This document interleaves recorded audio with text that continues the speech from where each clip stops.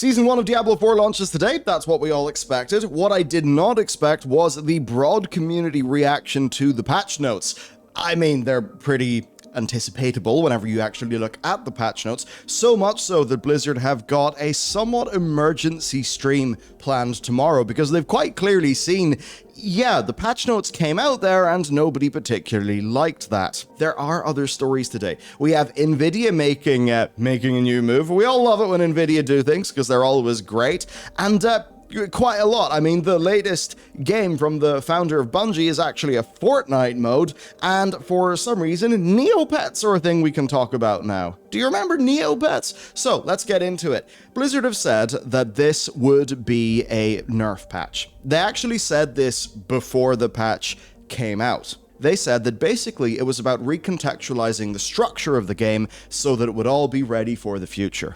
I think in their head, the idea was like, alright, the games came out, it's been out for a few weeks, we have some things we want to fix, and then we'll be good to go. Of course, while the season does start today, 2 days ago is when the patch actually dropped, so there was a 2-day long pre-season time.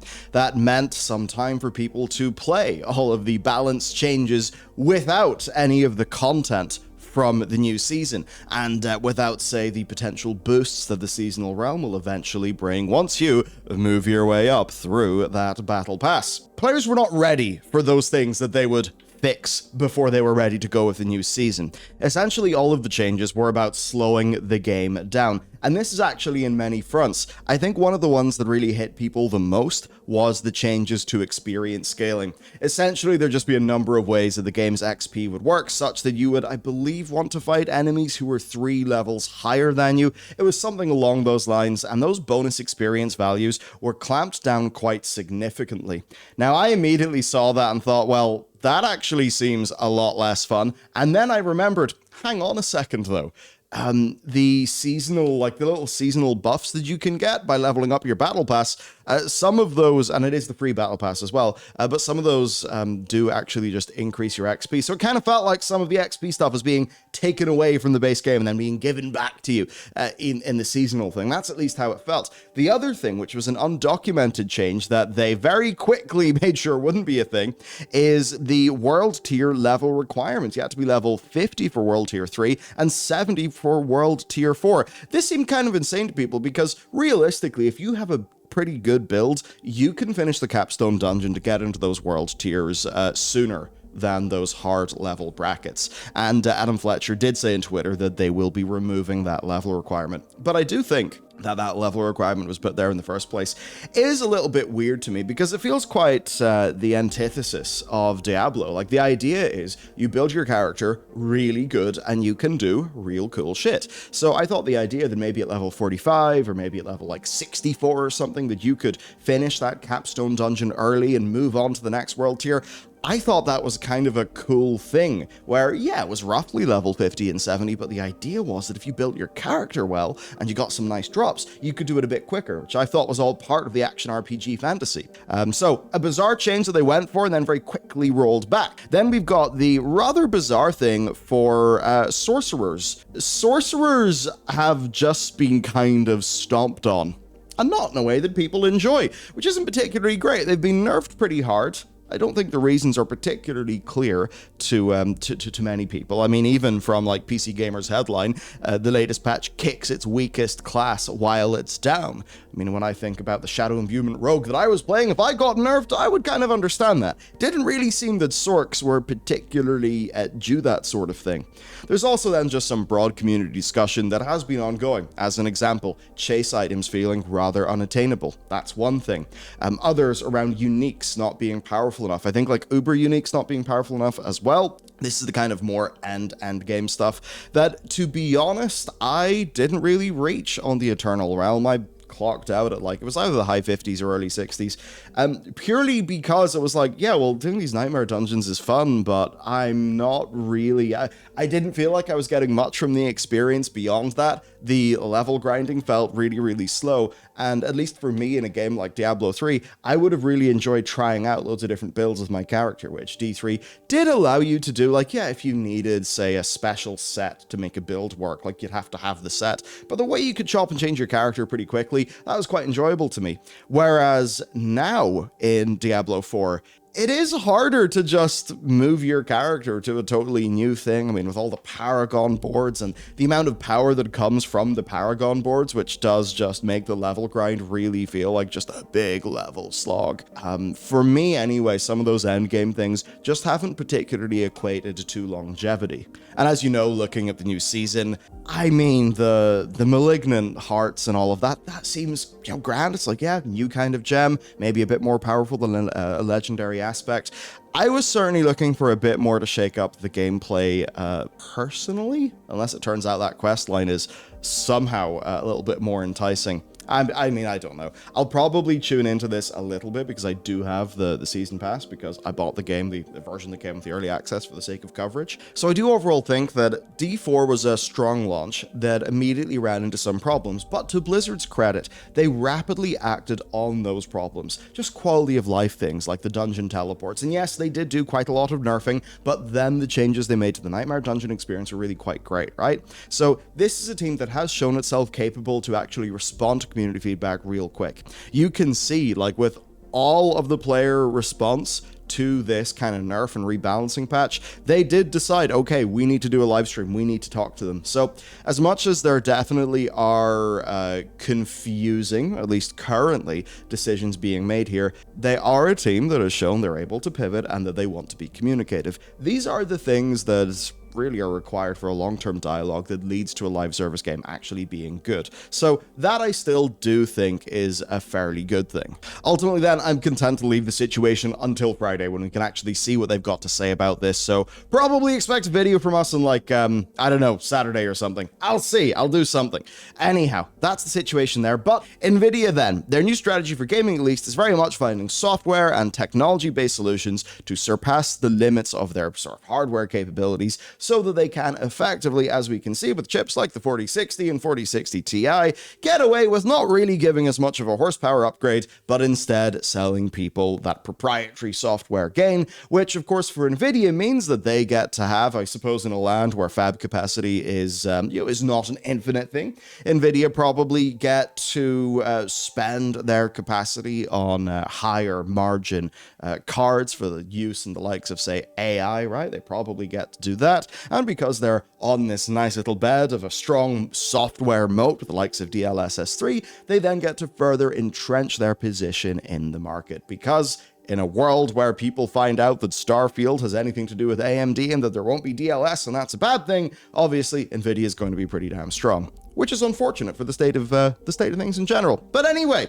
so here's what's happened, and this is aimed squarely at stealing Intel and AMD's lunch. Not that they have that much of it left at this stage. They are taking the fight to CPU and SSD bottlenecks ahead of others with RTX IO. This tech essentially pulls a bunch of work that your CPU will be doing, and the GPU handles it. It's a open compression standard by Nvidia that basically it works the likes of direct storage and Vulkan to direct data very efficiently. Now, in theory, this is the sort of thing that can work off any system, but obviously Nvidia are going to be doing this on their own cards, and they are first out the gate here. And you can see here some texture loading times measured in milliseconds, and yes, Nvidia, lower is better, and that is quite impressive, right? Even look at what's enabled via the compression here in terms of disk space.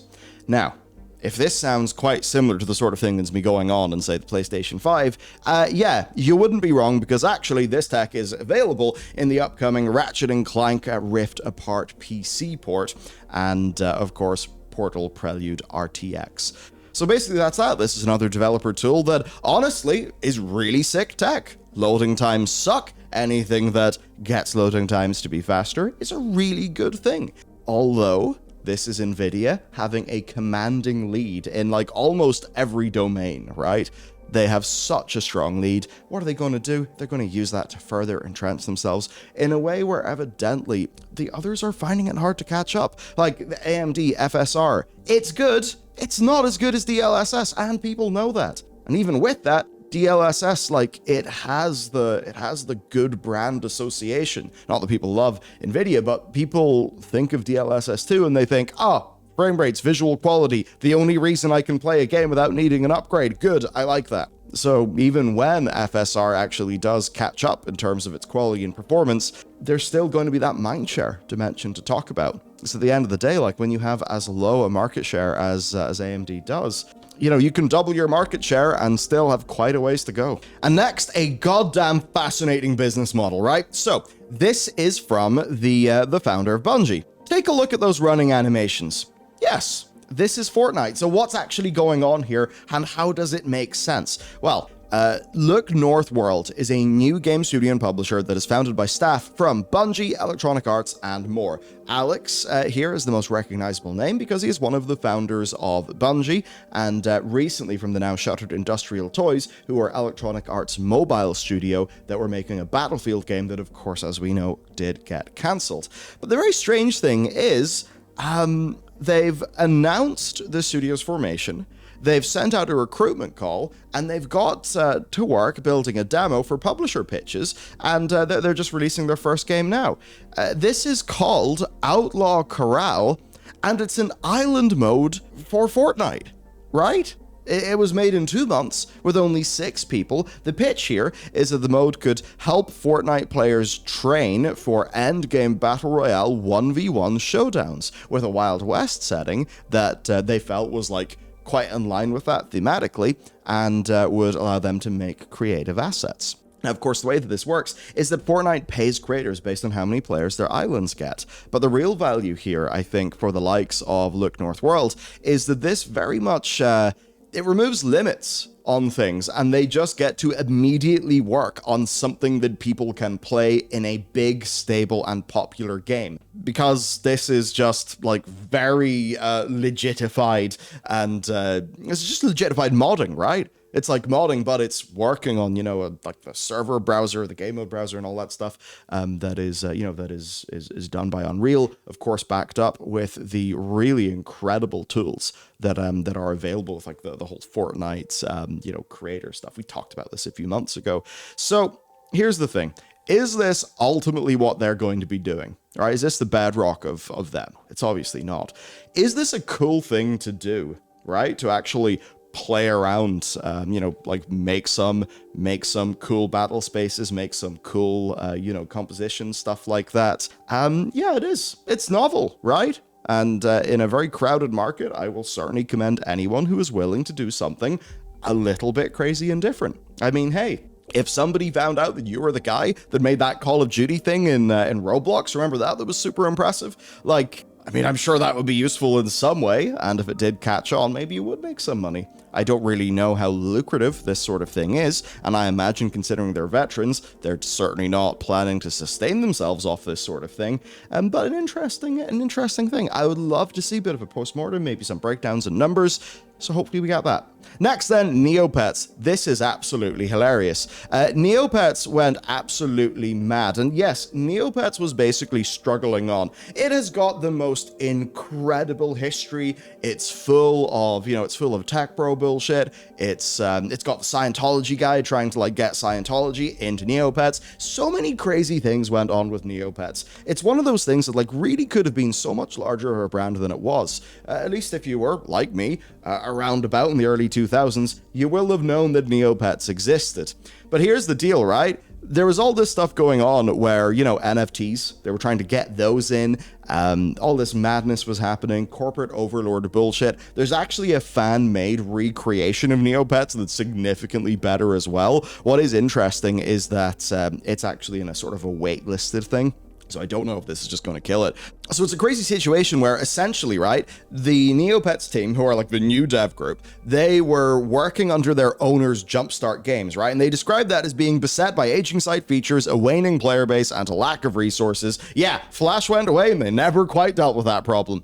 Now then, Jumpstart was shut down by their parent company, and that meant that basically the team under Dominic Law were able to negotiate a buyout of the game backed by some investors. And they've started by cancelling the metaverse projects. Now, the thing is, those were actually previously ran by Law.